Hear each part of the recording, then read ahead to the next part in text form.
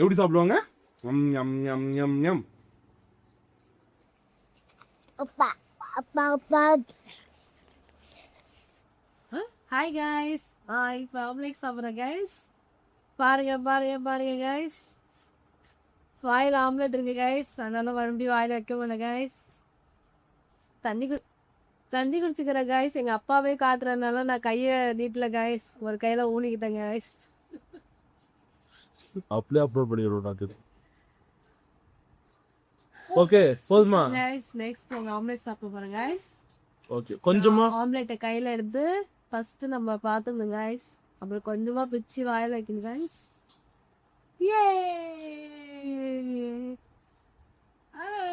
அப்படின்னு ஒரு ஜாலியாக ஒரு சைட் பண்ணு கைஸ். ஏஸ் பண்ணலான்னு பார்த்துறேன் கைஸ். நான் விட மாட்டேன்.